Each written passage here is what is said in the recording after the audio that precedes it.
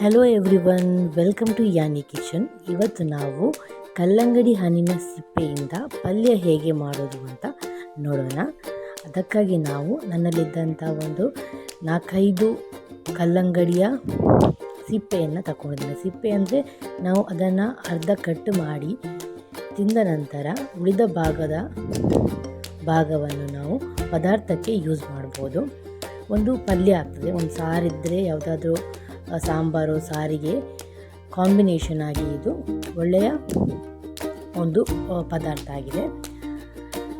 So ಏನು ಮಾಡಬೇಕಂತ ಹೇಳಿದ್ರೆ, ಕಲ್ಲಂಗಡಿ ಹಣ್ಣಿನ ಈ ರೀತಿ ನಾವು ಕಟ್ ಮಾಡಿ ತೆಗೆದಿಟ್ಟಂತಹ ಸಿಪ್ಪೆಯಲ್ಲಿ ಲಾಸ್ಟ್ ಕೆಳಗಿನ ಪದರವನ್ನು ತೆಗಿಬೇಕು. ಅದನ್ನು ಸ್ವಲ್ಪ ಚೂರಿಯಲ್ಲಿ ತೆಗಿಬೇಕು.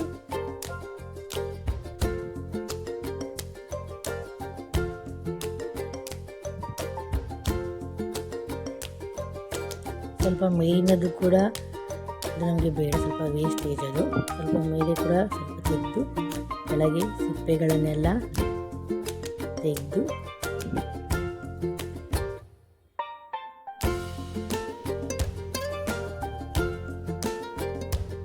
ಕ್ಲೀನ್ ಮಾಡಿ ಈ ರೀತಿ ಕಟ್ ಮಾಡ್ಕೊಂಡಿರಬೇಕು.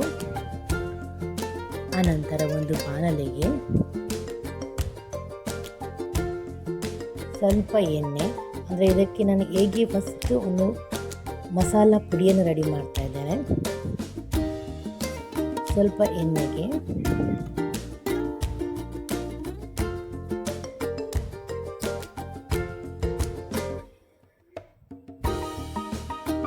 ಕಡಲೆಬೇಳೆ ಒಂದು ಅರ್ಧ ಚಮಚ ಇದ್ದರೆ ಹಾಕಿ, ಇಲ್ಲದ್ರೆ ಪರವಾಗಿಲ್ಲ.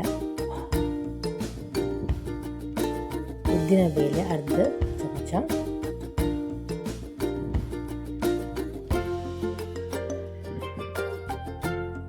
ಕಡಲೆಬೇಳೆ ಉದ್ದಿನ ಬೇಳೆ ಯಾವುದು ಇಲ್ಲದಿದ್ದರೆ ನಾವು ವೈಟ್ ರೈಸ್ ನಮ್ಮದು ಇರುತ್ತಲ್ಲ ಅದನ್ನು ಕೂಡ ತಗೊಳ್ಬೋದು. ಕೊತ್ತಂಬರಿ ಅರ್ಧ ಸ್ಪೂನ್ ಅಥವಾ 3/4 ಸ್ಪೂನಷ್ಟು ಎಲ್ಲವನ್ನು ಎಣ್ಣೆಯಲ್ಲಿ ಹಾಕಿ ಹುರಿಬೇಕು. ಮೆಂತ್ಯ ಒಂದು 5-6 ಮೆಂತ್ಯ ಅಷ್ಟೇ.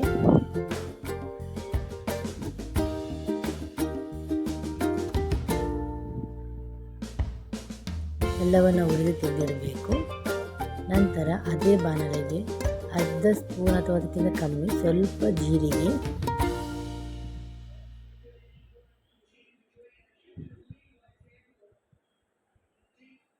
ಸಾಸಿವೆ,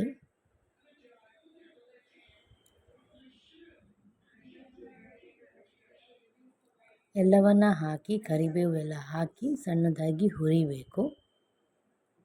ನಂತರ ಅದೇ ಬಾಣಲೆಯಲ್ಲಿ ಒಂದು 3 ಅಥವಾ 4 ಅಷ್ಟು ಖಾರ ಬೇಡ ಅಂತ ಹೇಳಿದರೆ 3 ಸಾಕು, ಮೆಣಸನ್ನು ಸ್ವಲ್ಪ ಫ್ರೈ ಮಾಡಿಕೊಳ್ಬೇಕು.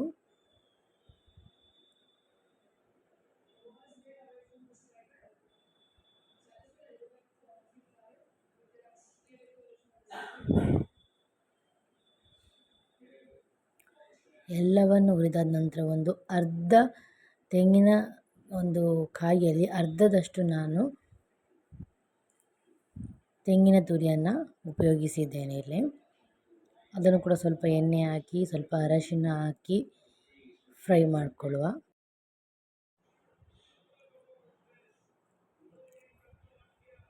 ನಿಧಾನವಾಗಿ ಫ್ರೈ ಆದ ನಂತರ ನಾವು ಫ್ರೈ ಮಾಡಿದಂತಹ ಕಡಲೆಬೇಳೆ ಕೊತ್ತಂಬರಿ ಎಲ್ಲ ಅದನ್ನು ಗ್ರೈಂಡ್ ಮಾಡಿಕೊಳ್ಬೇಕು. ಅದರೊಟ್ಟಿಗೆ ತೆಂಗಿನಕಾಯಿಯನ್ನು ಕೂಡ ಗ್ರೈಂಡ್ ಮಾಡಿಕೊಳ್ಬೇಕು. ಅಂದರೆ ಫಸ್ಟ್ ಮಸಾಲೆ ರೆಡಿಯಾಗಿ ಮೆಣಸೆಲ್ಲ ಗ್ರೈಂಡ್ ಮಾಡಿ ನಂತರ ಕೊಕೊನಟ್ ಹಾಕಿ ಗ್ರೈಂಡ್ ಮಾಡಬೇಕು. ನೀರು ಹಾಕಬಾರ್ದು, ಹುಡಿಯಾಗಿರಬೇಕು.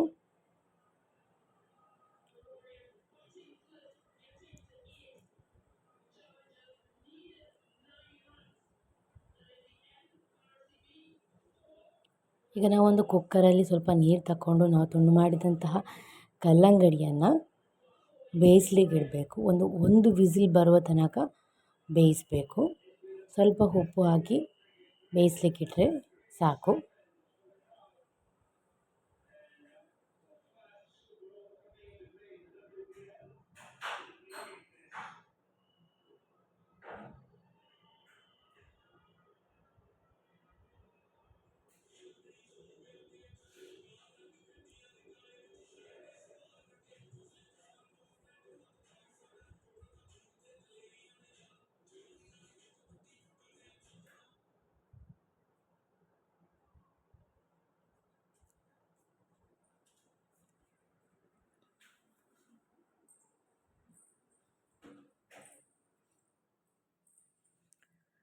ಸ್ವಲ್ಪ ಉಪ್ಪು ಹಾಕಿ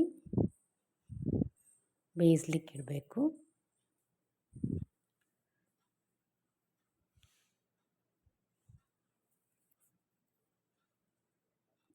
ನಾವು ಹುರಿದಂಥ ಎಲ್ಲ ಕೊತ್ತಂಬರಿ, ಕಡಲೆಬೇಳೆ, ಉದ್ದಿನಬೇಳೆ ಎಲ್ಲ ಮಿಕ್ಸ್ ಮಾಡಿದ್ದೇವಲ್ಲ, ಅದನ್ನೆಲ್ಲವನ್ನು ಗ್ರೈಂಡ್ ಮಾಡ್ಕೊಳ್ಬೇಕು. ಫ್ರೈ ಮಾಡಿದ್ದನ್ನೆಲ್ಲ ಮತ್ತು ಸ್ವಲ್ಪ ಕೊಕೊನಟ್ ಹಾಕಿ ಗ್ರೈಂಡ್ ಮಾಡ್ಕೊಳ್ಬೇಕು. ನೀರು ಹಾಕಬಾರ್ದು. ಇಲ್ಲಿ 1 ವಿಸಿಲ್ ಆಗಿದೆ, ಅದನ್ನು ಸೋಸಬೇಕು.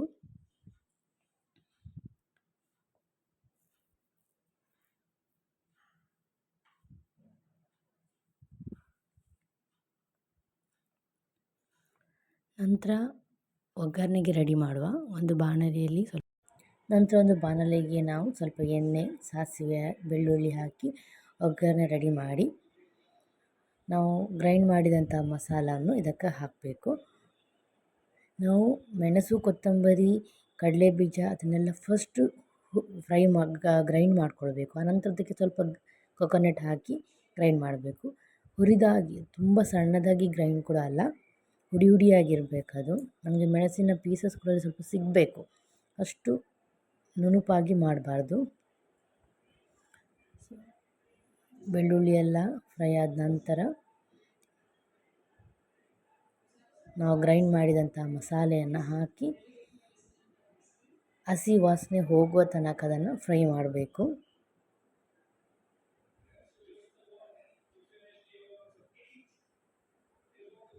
ಗ್ರೈಂಡ್ ಮಾಡಿದಂತಹ ಎಲ್ಲ ಮಸಾಲೆ ಅದು ಕೊಕೊನಟ್ ಕೂಡ ಉಂಟು ಅದರಲ್ಲಿ. ತುಂಬ ಪುಡಿಯಾಗಿರಬೇಕು, ನೀರು ಹಾಕಬಾರ್ದು ಗ್ರೈಂಡ್ ಮಾಡುವಾಗ.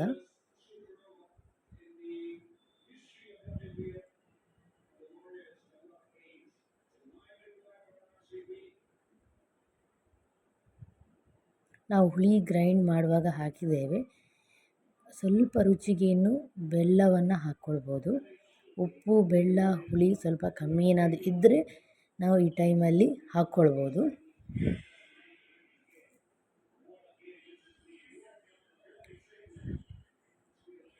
ಸ್ವಲ್ಪ ಬೆಲ್ಲ ಹಾಕ್ತಾಯಿದ್ದೇನೆ.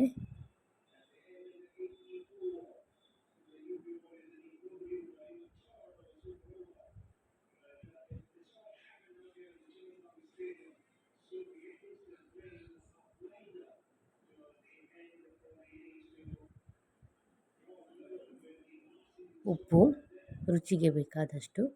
ನಾವು ಫಸ್ಟಲ್ಲಿ ಕಲ್ಲಂಗಡಿಯನ್ನು ತುಂಡನ್ನು ಬೇಯಿಸುವಾಗ ಕೂಡ ಸ್ವಲ್ಪ ಉಪ್ಪು ಹಾಕ್ಕೊಂಡಿದ್ದೇವೆ. ಸೊ ಇಲ್ಲಿ ಸ್ವಲ್ಪ ಲಿಮಿಟಲ್ಲಿ ನೋಡಿಕೊಂಡು ಹಾಕ್ಕೊಳ್ಬೇಕು. ಎಲ್ಲಾದರೂ ಕಮ್ಮಿ ಇದ್ದರೆ ನಾವು ಬೇಕಾದ್ರೆ ಹಾಕ್ಕೊಳ್ಬೋದು.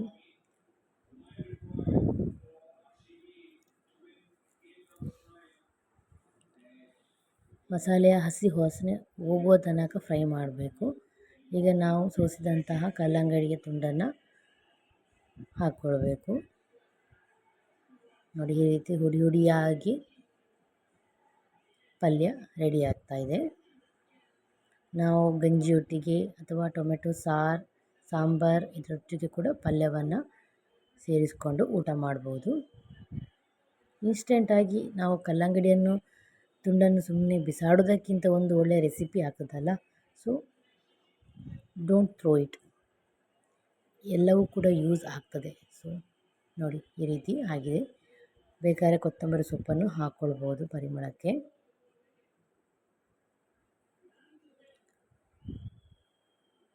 ಬಿಸಿ ಬಿಸಿಯಾದ ಕಲ್ಲಂಗಡಿ ಹಣ್ಣಿನ ಪಲ್ಯ ರೆಡಿಯಾಗಿದೆ.